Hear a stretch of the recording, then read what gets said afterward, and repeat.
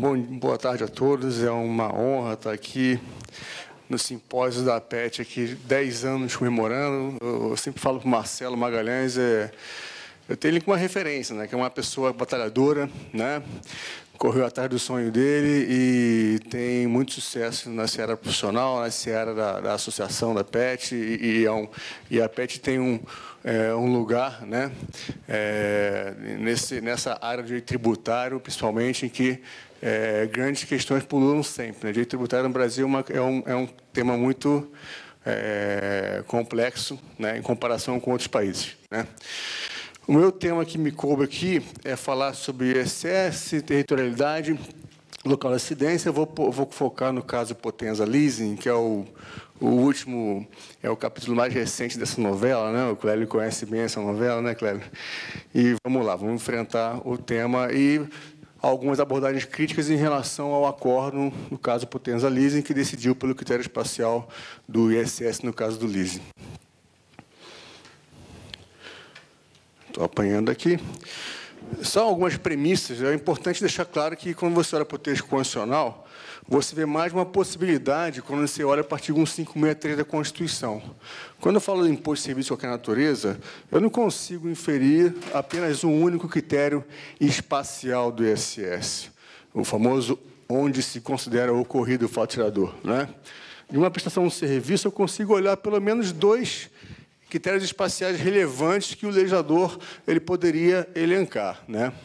O local da efetiva prestação ou o local do estabelecimento prestador, né? Vocês sabem muito bem, melhor que eu, que tem diversos serviços que o serviço pode começar no estabelecimento e terminar no estabelecimento, o serviço pode começar no estabelecimento e terminar no local do cliente, o serviço pode ser prestado totalmente no local do cliente, né?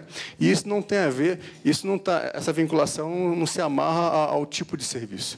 O mesmo serviço, muitas vezes, pode ser prestado em diversos locais, seja no estabelecimento, seja fora do estabelecimento. Então, a relação de prestação de serviço, que muitas vezes pode ser intermunicipal, o que eu digo com isso? Digo com isso que ela pode ser, tem um estabelecimento prestador no município e o local da efetiva prestação em outro município, é fundamental que você tenha uma regra para estabelecer elementos de conexão, né? Para definir onde vai se considerar ocorrido o fato gerador. E aí você tem que olhar também, nesse tema, para outro artigo constitucional, né? O artigo 146 da Constituição, dizendo que cabe à lei dispor sobre o conflito de competência em matéria tributária. Tem outros dispositivos lá, mas eu queria focar mais, principalmente também no artigo 1463-A, que diz que cabe à lei complementar estabelecer normas gerais de matéria tributária, entre elas fatos geradores dos impostos previstos na Constituição, né? E aí você poderia falar, mas, Alberto, está estranho, porque se a Constituição, no artigo 153, 155 e 156, já, de uma certa forma, define fatos geradores, como é que a mesma Constituição fala que a lei complementar acaba de definir fato gerador? Então, nós temos que pegar esse dispositivo e sistematizá-lo, né, com as 3 funções da lei complementar, particularmente a de prevenir conflito de competência em matéria tributária. Em relação a normas gerais, a definição de fato gerador, a definição de fato gerador, basicamente, é uma definição que vai servir tão somente para quando essa definição contribuir para quê? Para evitar os conflitos de competência, né?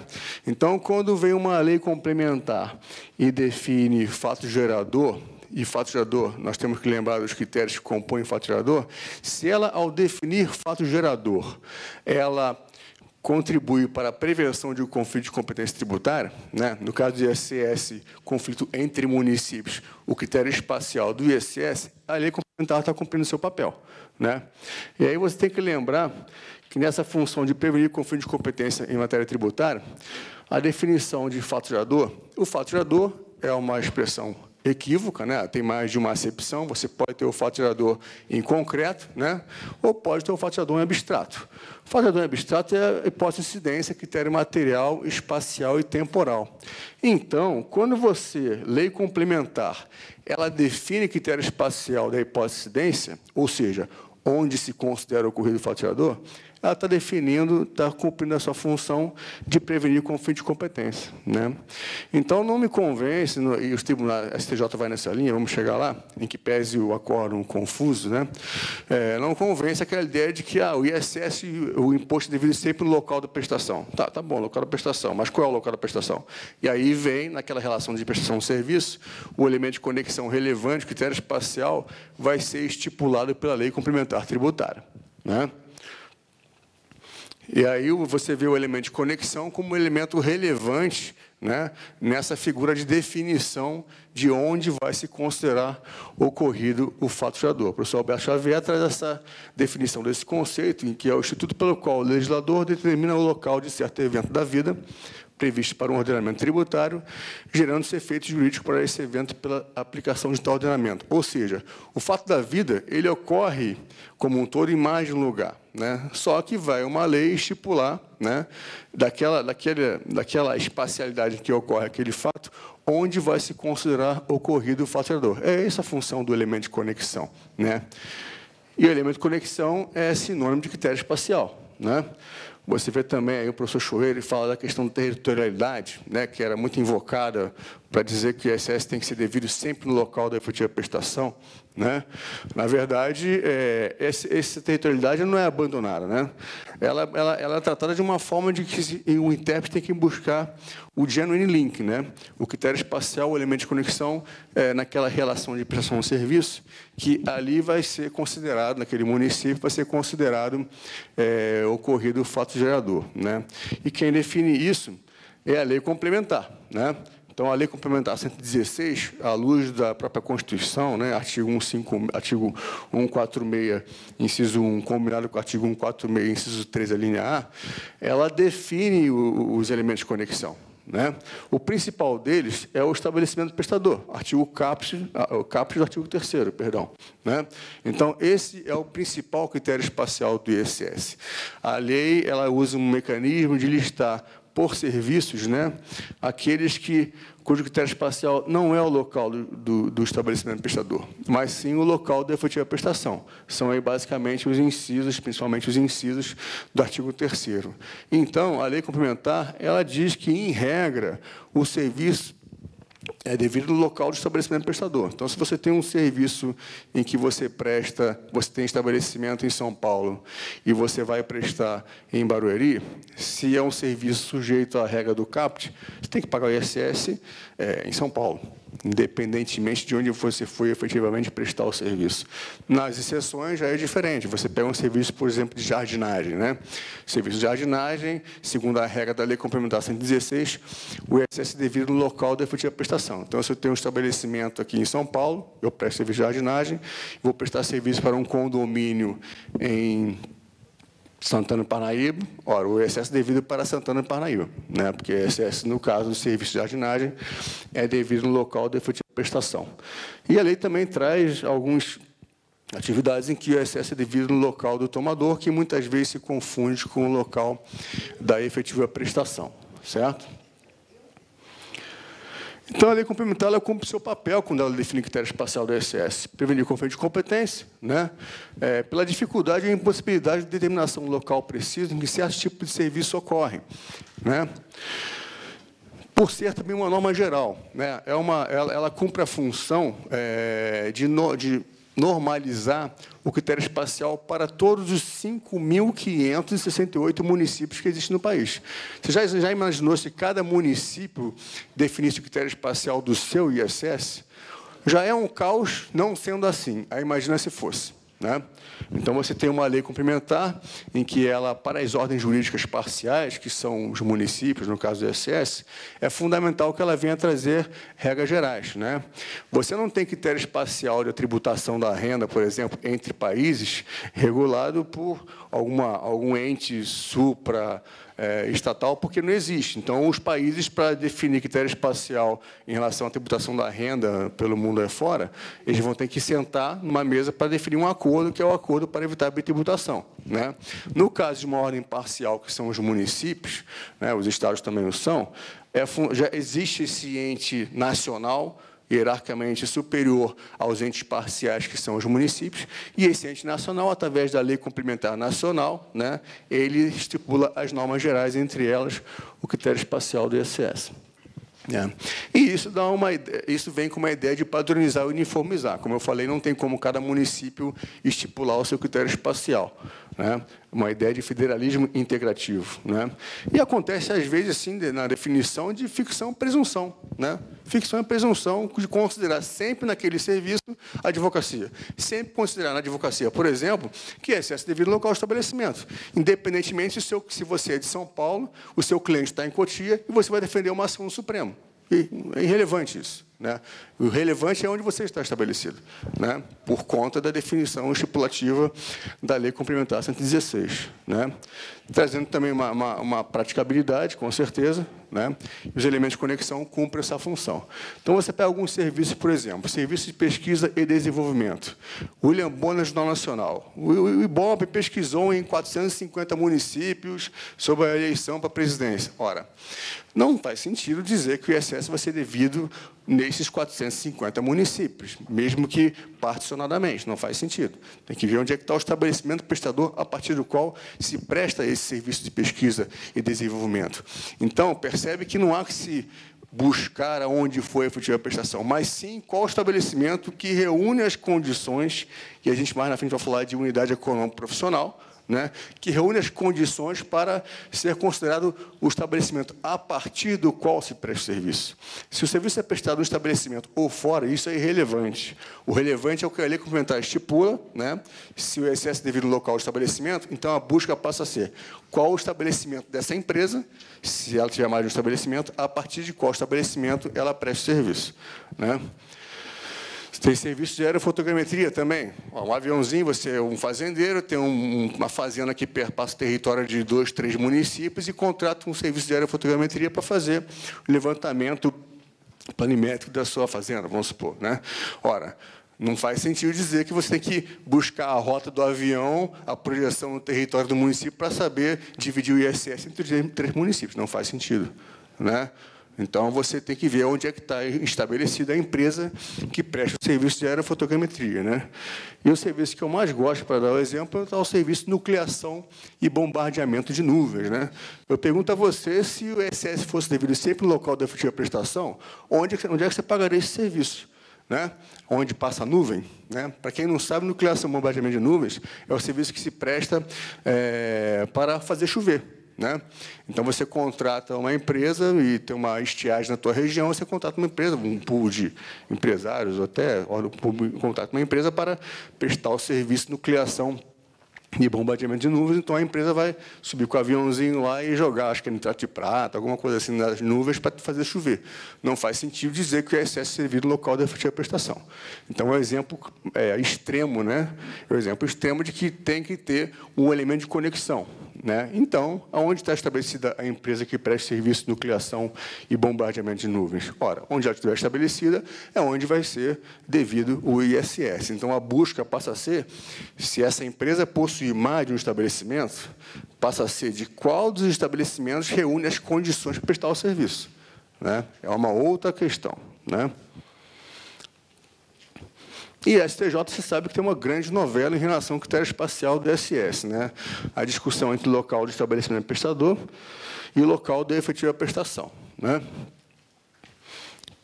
Bom, a discussão começou com a vigência ainda da lei antiga, lei geral do ISS antiga, que é o Decreto-Lei 406/68, né? Que lá no seu artigo 12 alinear já falava que considera esse local da prestação o do estabelecimento prestador, né? Com algumas exceções, exceção clássica, a construção civil, né? Sempre foi exceção, que é devido no local da efetiva prestação. Por quê? Porque o local da efetiva prestação na construção civil é algo fixo, é algo rígido, não tem como, não é fugaz. Está lá, não vai sair do lugar o canteiro de obra. Né? Então, por isso que é possível definir como critério espacial da construção civil, critério espacial do ISS, local da efetiva prestação. Né? Mas já tinha a regra geral local de estabelecimento. Né? Ok. E aí, surpreendentemente, né, na decisão da STJ, já em embargo de divergência e recurso especial em 2000, né, relatora para a qual a ministra Nancy Aldrich, esse é um caso, obviamente, de uma prestação de serviço intermunicipal, né? Em que o estabelecimento prestador está em um município e o serviço foi efetivamente prestado em outro município, né? Então, ela fala que, para fins de incidência do ISS, importa o local onde foi concretizado o fato gerador. Olha que relevante. Então, concretizado, a ideia de local da efetiva prestação, né? Ainda que se releve o teor do artigo 12, a linha A. Ou seja, ela fala que o ISS é devido sempre no local da efetiva prestação, em que pese a lei dizer outra coisa, né? Ora, se discorda com a lei, então declara a lei inconstitucional, incidente, intertanto, não é isso? E não foi isso que foi feito. Ficou uma decisão do STJ, já de embargo de divergência, né? Numa linha, e a lei complementar vigente em outra linha diametralmente oposta, né? Quem sofre com isso é o contribuinte, né? Porque aí vai os municípios pequenos, muitas vezes, eles criam responsabilidade tributária para reter na fonte um serviço em que só o tomador está no seu município, o prestador está em outro município, e o ISS seria devido ao local do estabelecimento prestador. Mas, com essa jurisprudência, o município se sente confortável em reter na fonte de ISS, porque o próprio STJ diz que o ISS é devido sempre no local da efetiva prestação, né? E aí fica a lei contradizendo o STJ e vice-versa, né? Então, está criado o problema, e não é raro ver, né? O empresário ele quer resolver o problema dele, né? E, às vezes, ele não vai nem discutir judicialmente. O que ele faz? Ele provisiona 10% de ISS, né? Infelizmente, né? Porque, às vezes, faz mais barato pagar o ISS 2 vezes do que discutir judicialmente a questão, não é verdade? Então, é um grande problema. Aí a gente tem que lembrar, né, nessa questão de estabelecimento prestador, eu já demonstrei pela Constituição, artigo 146, que também cabe à lei complementar estipular o critério espacial do ISS, e a lei complementar diz que é o local de estabelecimento, né? Aí você tem que ir para o conceito de estabelecimento prestador, né? O artigo 3º, ele já copiou basicamente o artigo 12, a linha A, do Decreto-Lei 406/68. Igualzinho, não mudou em nada. Serviço considera-se prestado no local de estabelecimento. O que mudou foi o número de exceções, né? Enquanto no Decreto-Lei 406, exceções eram basicamente construção civil e serviço prestado remunerado mediante pedágio, né, de conservação de estradas, né? Já na Lei Complementar 116, você vê uma gama muito maior de exceções, né? E a novidade da Lei 116 foi esse artigo 4º aqui. Ela veio trazer a definição do conceito de estabelecimento. O conceito estava posto e construído, né? Todo mundo tem ideia, né, de que há que se buscar qual é aquele estabelecimento que reúne as condições de prestar o serviço, condições de material, pessoal, organizacional, né, e, a partir dali, prestar o serviço. Estabelecimento prestador. Aí veio essa novidade. Novidade entre aspas, tá? Artigo 4º. Considera-se estabelecimento prestador o local onde o contribuinte desenvolva atividade de prestar serviços de modo permanente ou temporário e que configure unidade econômica ou profissional, sendo irrelevante para caracterizá-lo as denominações de sede, filial, agência, etc., etc., etc., né? Olha aqui a expressão unidade econômica profissional. Essa expressão já foi usada, ela é usada pelo Código Tributário Nacional, no seu artigo 123, em que ele fala que é irrelevante a irregularidade da pessoa, né, para ela ser considerada como um sujeito passivo. Então, não precisa estar formalizada, basta ela que configure o quê? Uma unidade econômica profissional. Porque o direito tributário ele não está muito atrás da formalidade, né? Ele está atrás da questão econômica, né? E de verificar os fatos, como ocorrem, e se esses fatos refletem alguma riqueza, né, prevista pelo comando constitucional e pelas leis que instituem os tributos. Não é isso? Então, aqui, a unidade econômica profissional está no conceito de estrutura, né, para que aquele estabelecimento constitui para prestar o serviço, né? E você tem que lembrar também, né, que o conceito de estabelecimento, em que pese só ter sido positivado pelo Código Civil 2002, já era um conceito que já permeava o direito civil como um todo, né? Como todo estabelecimento, como todo complexo de bens organizado por empresário ou por sociedade empresária para o exercício da empresa. Então, essa ideia de complexo de bens organizado, ela se coaduna com a ideia de uma unidade econômica profissional, né, em que você percebe aquele estabelecimento como capaz de, a partir dali, se prestar o serviço, né, e, portanto, no município onde está o estabelecimento, ser devido o ISS. Né. É interessante que a lei paulistana ela define o conceito de unidade econômica profissional, né, como a conjugação parcial total dos seguintes elementos: manutenção de pessoal, material, máquinas, instrumentos, equipamentos próprios ou de terceiros, necessários à execução dos serviços. Né. Olha a ideia de um complexo de bens organizados aí. Né. Estrutura organizacional administrativa, inscrição nos órgãos previdenciários. Aqui você percebe elementos indiciários que ajudam o intérprete a verificar se aquele estabelecimento reúne as condições para prestar um serviço. Se você presta um serviço, por exemplo, de fisioterapia, e você tem vários equipamentos, e você, por um acaso, você tem um depósito onde você guarda equipamentos que não é o local onde vocês ficam prestando serviço. Ora, aquele depósito ele não reúne as condições para prestar o serviço, ele não configura uma unidade econômica profissional, em que pese haver ali material com o qual se presta serviço. Né? Há que haver uma estrutura organizacional, né? Um complexo de bens organizado, que é muito amalgamado por essa ideia aqui, ó. Estrutura organizacional administrativa que envolve material e pessoal. Então, aí se configura o estabelecimento prestador. Isso é que é o relevante. O relevante não é se você presta serviço de dentro do estabelecimento ou se você presta serviço no cliente. Isso não é o relevante. O relevante é a partir de onde você presta o serviço. Né? Isso aí é o dispositivo da lei paulistana. Né?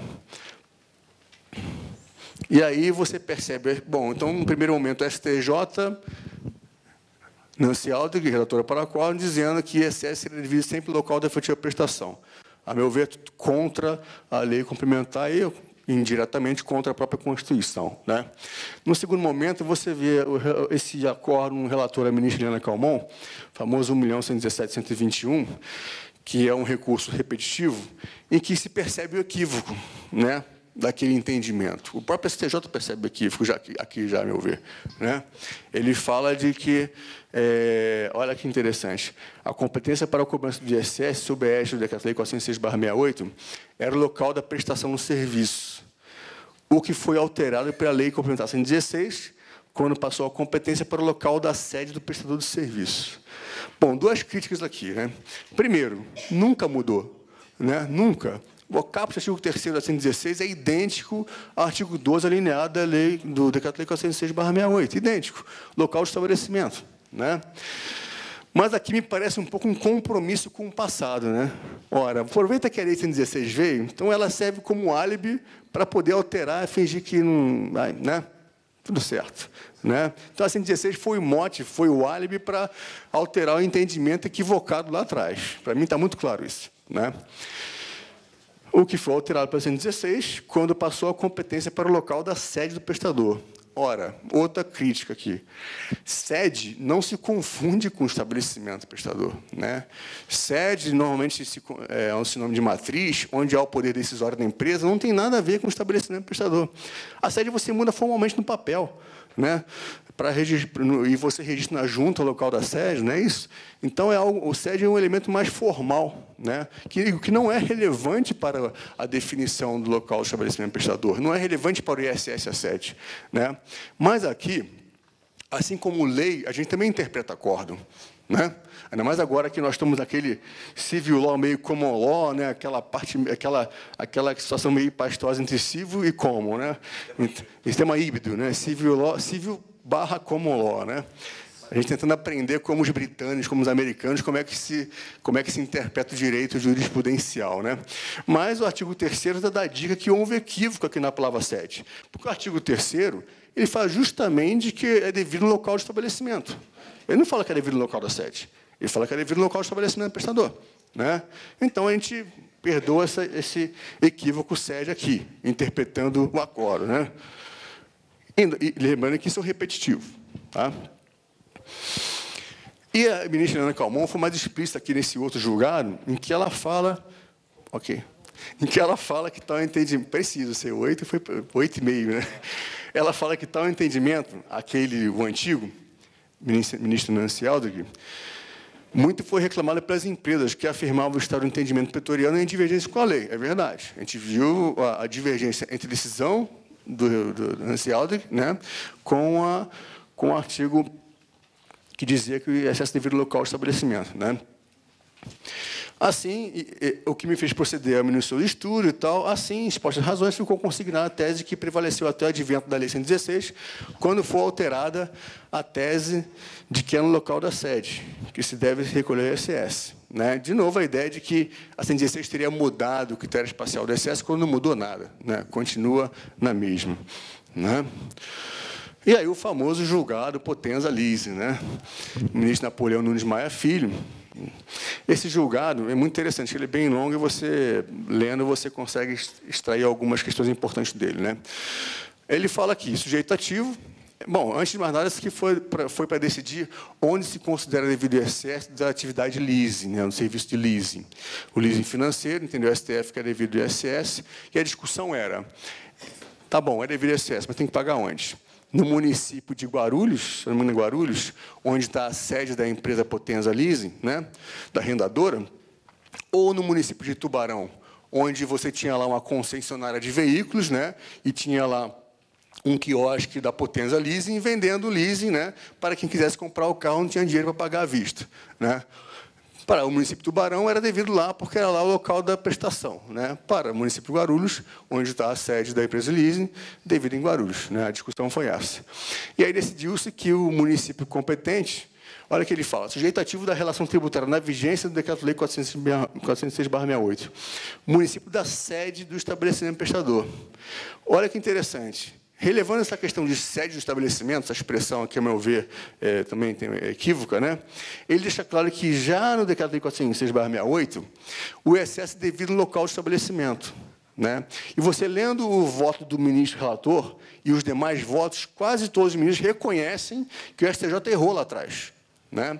Reconhece que o STJ tentou resolver uma questão de guerra fiscal entre municípios com uma decisão jurisprudencial, quando, na verdade, no voto está expresso isso, a combate à guerra fiscal, a fraude de estabelecimento, se combate com fiscalização e não com decisão da Justiça. Né? Então, aqui reconhece que, já na vigência do Decreto-Lei 406/68, o excesso devido ao local do estabelecimento prestador. Né?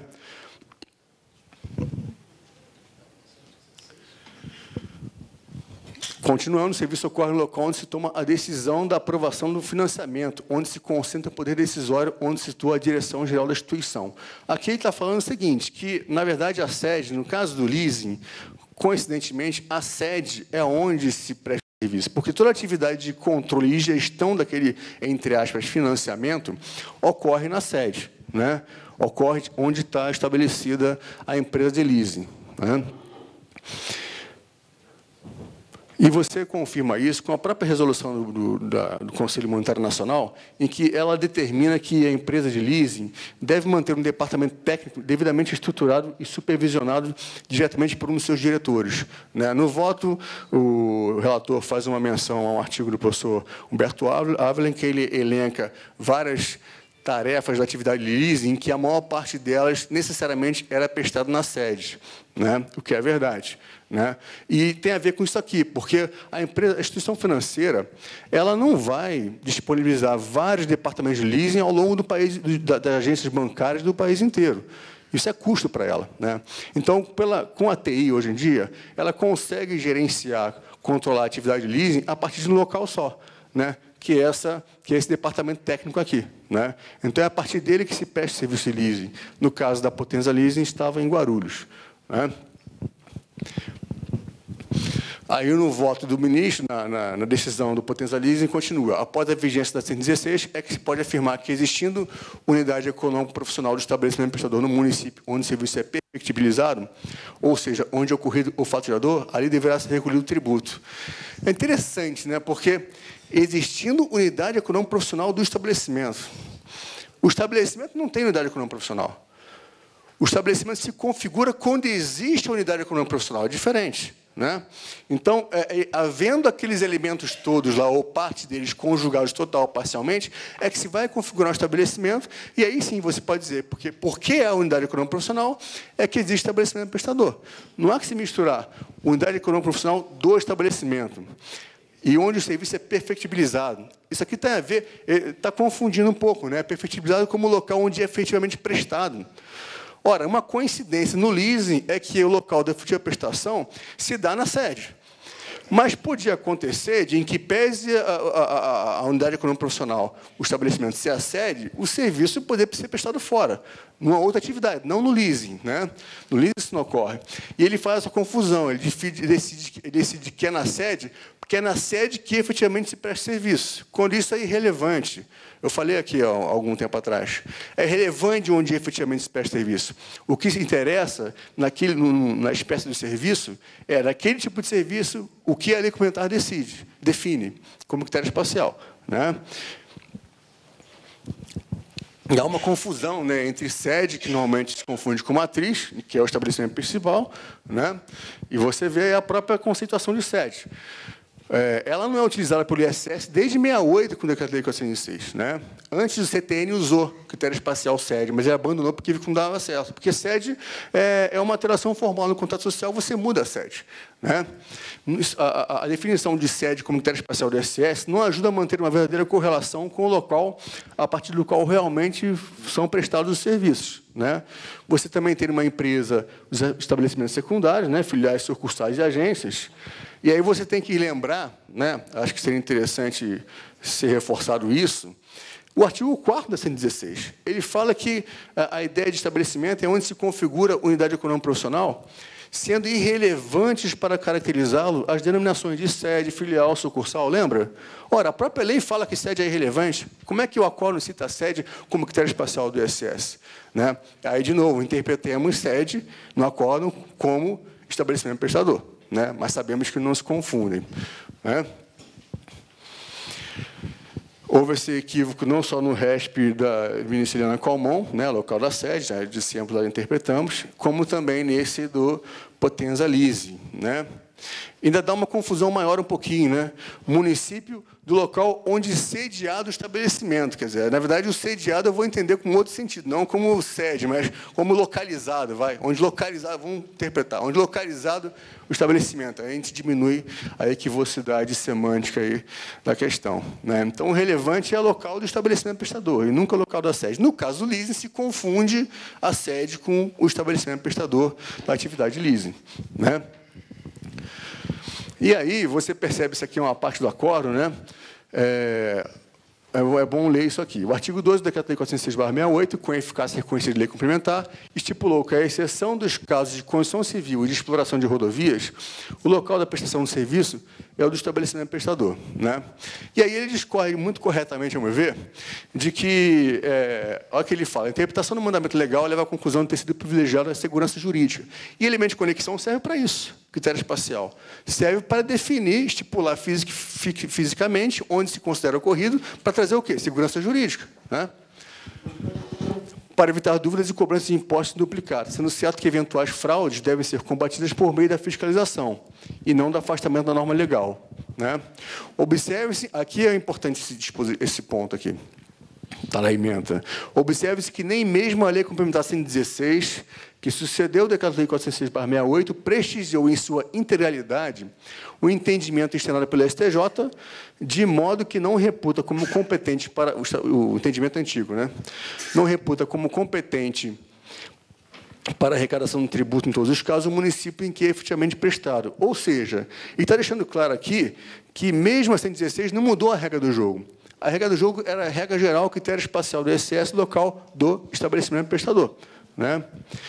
Ele fala, a Lei 116 adotou um sistema misto, considerando o imposto devido no local do estabelecimento ou, na sua falta, no local do domicílio, e, para outras hipóteses definidas, que são as exceções do artigo 3º, o local da efetiva prestação. Né?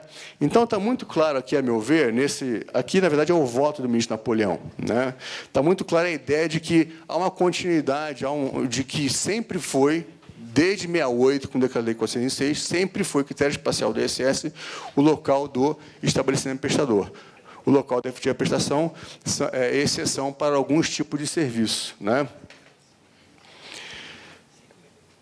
E aí você percebe, né, antes do RESP, aquele da Helena Calmon, o entendimento, fatiadores ocorridos nessa época, em que ISS seria devido sempre no local da efetiva prestação.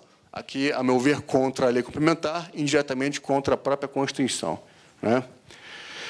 Você percebe, entre esse acordo Helena Calmon e o acordo Napoleão Maia, Potenza Leasing, esse acordo dando uma ideia de que fatos geradores antigos, o ISS seria devido no local da efetiva prestação, né? E para fatiadores novos, com a mudança da lei, né, o ISS devido no local do estabelecimento. E, com esse novo acordo, em que pese a redação infeliz, né, que se refletiu na própria ementa, né, em que ela dá uma ideia de que, com a Lei 116, deveria se buscar onde é perfectibilizado o serviço, né, você, por aquele item 24 do voto do relator, você percebe claramente que o ISS agora é sempre devido no local do estabelecimento prestador, como diz a lei complementar, e respeitando a Constituição, particularmente o artigo 146. Né? São essas minhas considerações e fico à disposição para eventuais dúvidas. Obrigado.